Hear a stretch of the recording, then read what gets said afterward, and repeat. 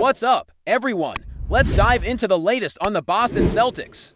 Because there's a lot to unpack as the team enters what might be the most unpredictable season they've had in years. The 2025-2026 campaign is still months away, but already the buzz is real, the moves are happening, expectations are shifting, and the identity of this team is about to be tested like never before.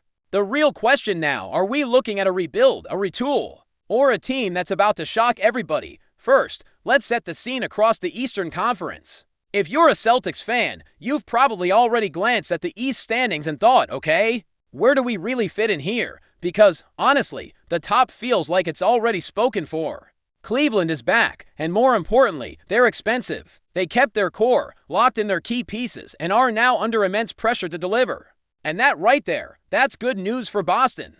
Because in a year where the Celtics may not be chasing a title with the same urgency as before, there's comfort in knowing that teams like Cleveland can't afford to slip. If they flame out, they're going to have problems for seasons to come. So, while the Celtics might be hitting pause on title contention, Cleveland's running full throttle into a wall of expectations. Let's call it what it is. Cleveland probably starts the year as the #1 team in the East, at least on paper. Then you've got the Knicks, another serious contender. They've brought back pretty much everyone, added a championship-caliber coach in Mike Brown, and are looking to ride the momentum from last year's run. Mikal Bridges is due for an extension, and while that situation could get weird if negotiations drag, for now, New York is stacked. Karl-Anthony Towns is in the mix. OG Anunoby is still a defensive beast, and Jalen Brunson continues to be the steady hand. Are the Knicks built for the playoffs? That's a bigger question. But in the regular season, they're going to be a problem, no doubt. Now here's where it gets spicy. The next tier down is where teams like Orlando and Atlanta come into the picture. And yes, as weird as it feels to say out loud, they might be ahead of Boston right now. I know. When was the last time the Hawks were a reliable, over .500 team for multiple seasons in a row? When did the Magic last win a playoff series? But both squads have reloaded. Orlando added Desmond Bane and Juice Jones, a real upgrade in their backcourt. Paolo Banchero is still getting better, and I'll say it now, second-team All-NBA for Paolo this season. He's ready. Atlanta went out and surrounded Trae Young with shooting Luke Kennard, Nickel Alexander-Walker, and even brought in Kristaps Porzingis, who finally looks healthy. Oh, and Jalen Johnson is back. That team is sneaky deep, and if KP stays on the floor, they're dangerous dots. So that's your top four in the East, locked in barring injuries. Cleveland, New York, Orlando, and Atlanta. That's the group. After that, we enter the chaos tier. That's where Boston lives right now. Alongside Miami, Detroit, Indiana, Milwaukee, maybe even Toronto and Philly. This is the mess. This is the group fighting for seeds 5 through 10. But here's the twist: Boston could finish at either end of that spectrum, and it all starts with Jaylen Brown. For the first time since Tatum's rookie year, this is Jalen's team. He's got the keys to the kingdom. He's the #1 option, the face of the franchise for at least this one season. And if there's ever been a year for him to shut up the doubters and redefine his narrative, this is it. He's been training with lethal shooter in the offseason. If the handle looks tighter, if the left hand is legit, if he's pulling up from mid-range confidently and hitting threes consistently, look out. 30 points per game. Very possible. First team All-NBA. Not crazy. Fringe MVP buzz. If Boston's winning games, it's going to happen. But Jalen's not alone. If Boston decides to roll with this group, if they don't move Anthony Simons, and instead unleash him, give him real minutes, real usage, then this backcourt starts looking spicy. Simons and Brown, with Derek White steadying the lineup, Peyton Pritchard taking a leap, and Sam Hauser still sniping from deep. You throw in a few flashes from the young guys, and suddenly you're not just surviving, you're competing. It's that Isaiah Thomas-era Celtics vibe. That we're rebuilding narrative that somehow turns into a deep playoff run. Brad Stevens has pulled rabbits out of hats before. Why not again? In that reality, yeah, Boston could absolutely sneak up to the 5th seed. Maybe even flirt with 4th if Atlanta stumbles. But even if they finish 6th or 7th, hosting a play-in game, that's not the worst outcome in a transition year. You're staying competitive, your stars are building momentum, and you're still getting real evaluation minutes for your young core. And that's the other angle here, the development season, the let's see what we have path. Because if the Celtics are being honest, they're not winning the title this year, not without Tatum, not in a loaded East. So why not use this season as a real audit when Tatum comes back next year? You want to have a clear blueprint. You want to know exactly what this team needs to take the leap from frisky to finals favorite. That means you need answers on guys like Jordan Walsh. Can he defend without fouling? Can he hit an open three? Does he know where to be in crunch time? Hugo Gonzalez, does he have real upside, or is he just a hustle guy? Baylor Shireman, can he shoot at an NBA level consistently? Or is he another G League warrior who'll never stick in the league? What's Peyton Pritchard's ceiling? Is he more than just a microwave scorer off the bench? Can he run an offense for 30 minutes a night if needed? Same goes for the front court, which right now might be the biggest question mark on the roster. Xavier Tillman is solid. He's a backup on a mid-tier team or a third stringer on a contender. We know that. Neemias Queta, though, that's the mystery.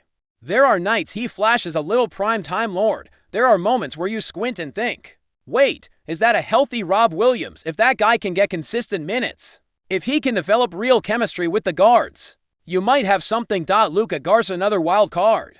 Offensively gifted, can hit the three, brings energy.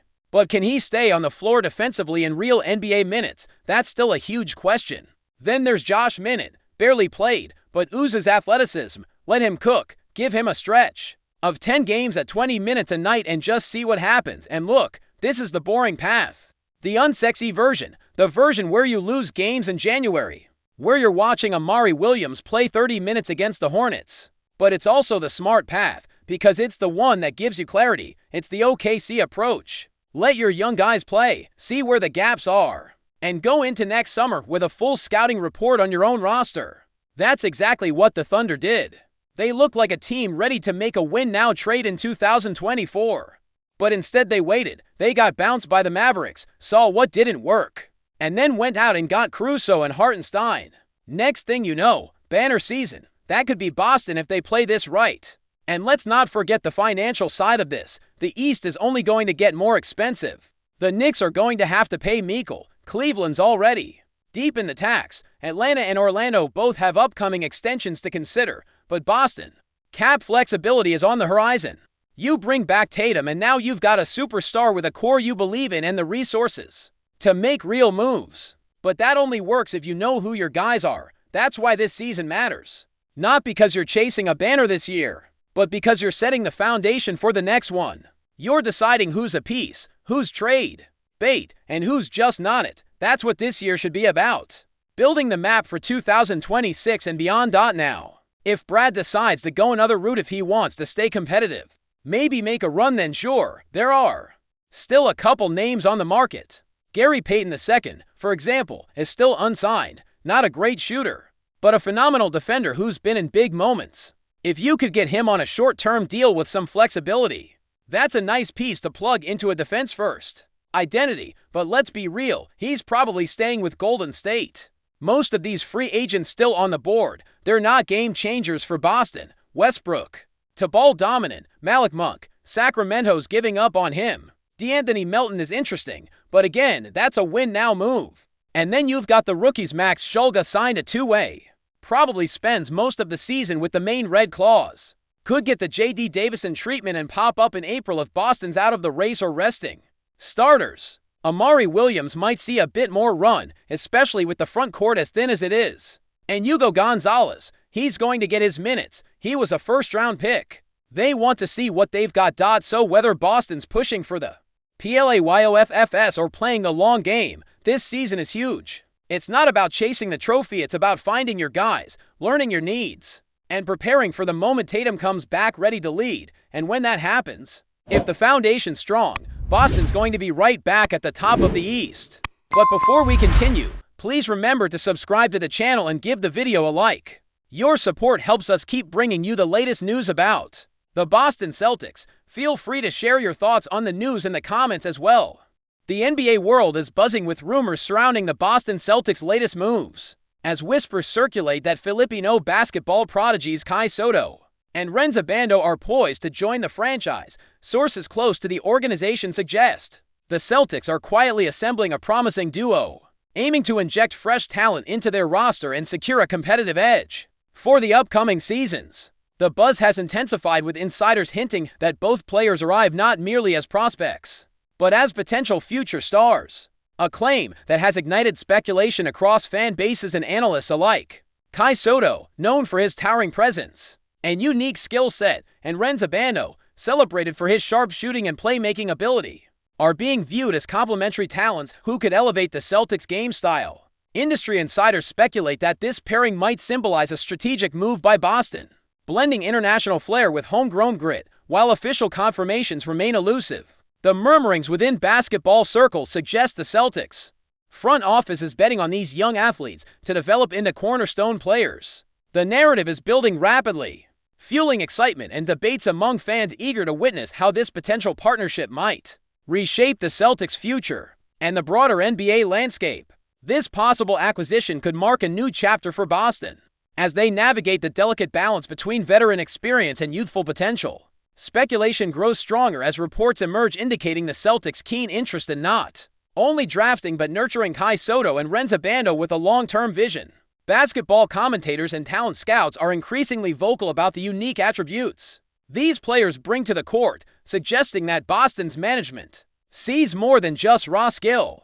Sotto's exceptional height, combined with his improving agility and shooting, positions him as a rare talent capable of redefining the center position in the NBA. Meanwhile, Abando's dynamic scoring and court awareness could make him a versatile guard or forward, adding depth and unpredictability to the Celtics' offensive schemes. Rumors hint that the Celtics coaching staff is already devising specialized training programs tailored to maximize the duo's potential, aiming to integrate their styles seamlessly with the team's established playbook. Such developments imply a deliberate and calculated approach, moving beyond mere hype to actual strategic planning.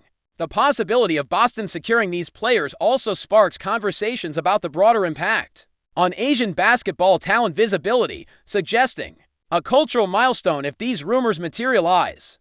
Enthusiasts and critics alike are closely monitoring every sign, eager to see if the Celtics will indeed set a precedent by investing heavily in international prospects with such promising futures. Meanwhile, the potential addition of Kai Sotto and RHENZ ABANDO has stirred excitement not only in Boston, but also across the global basketball community. Enthusiasts in the Philippines, in particular, are rumored to be rallying behind the Celtics, anticipating a historic moment that could bridge continents and elevate the sport's popularity worldwide. Analysts propose that Boston's interest in these players aligns with a growing trend of NBA franchises scouting international talent more aggressively, driven by the desire to discover unique skills and untapped markets. The rumored acquisitions come at a time when the Celtics are reportedly looking to rebuild and inject youthful energy into their squad. Following seasons marked by intense competition but no championship success, the speculation suggests that integrating Sotto and Abando might bring a fresh identity and revitalize team dynamics.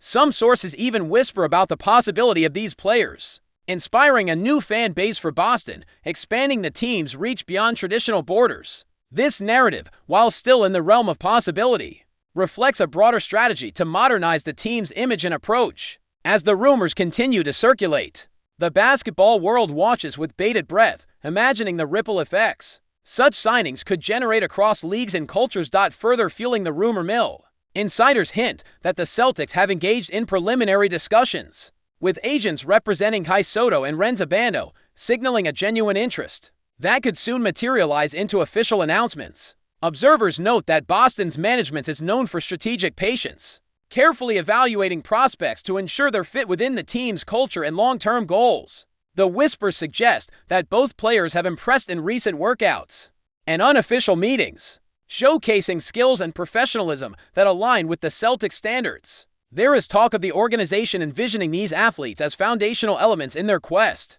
to build a championship-caliber team for the next decade. The Celtics' history of developing young talent lends credibility to these rumors, suggesting a conducive environment for Sotto and Abando to flourish if signed. Moreover, insiders speculate that the potential deal could involve intricate negotiations, considering the international backgrounds of the players and the logistics of integrating them into the NBA system. The excitement surrounding these possibilities has sparked debates among fans and analysts about the impact on team chemistry and the challenges of transitioning into the league. As these rumors gain traction, they paint a vivid picture of a transformative period in Boston's basketball narrative, where strategic foresight and global talent scouting converge. In light of these swirling rumors, the basketball community remains attentive to every development regarding SOTTO and RHENZ ABANDO's potential journey to the Boston Celtics. Discussions extend beyond just the athletic capabilities of the players, touching on the cultural significance and marketing opportunities such signings could unlock for the franchise. Experts hypothesize that bringing in the prominent Filipino talents would not only diversify the Celtics roster, but also strengthen their international brand presence, particularly in Southeast Asia, a rapidly growing basketball market. This potential move is viewed by many as emblematic of the NBA's evolving landscape, where talent acquisition transcends borders and taps into global fan enthusiasm. Meanwhile, skeptics caution that while the rumors are tantalizing, numerous hurdles remain before these possibilities can become reality, including contract negotiations, visa processes, and adaptation to the NBA's competitive intensity. Nevertheless, the narrative unfolding around Boston and these players continues to captivate attention, fueled by a mix of hope, strategic ambition, and the allure of discovering the next NBA stars. Whether these rumors culminate in actual signings or remain tantalizing possibilities, they have undeniably sparked conversations about the future of basketball and the Celtics' role in shaping it on a global scale. The coming months promise to be a period of intense speculation and anticipation, with fans eagerly awaiting clarity on this developing story. That's it for this update. If you enjoyed the video and want to keep receiving exclusive news about the Boston Celtics, please subscribe to our channel and give the video a like. We always appreciate your comments and opinions. See you in the next video.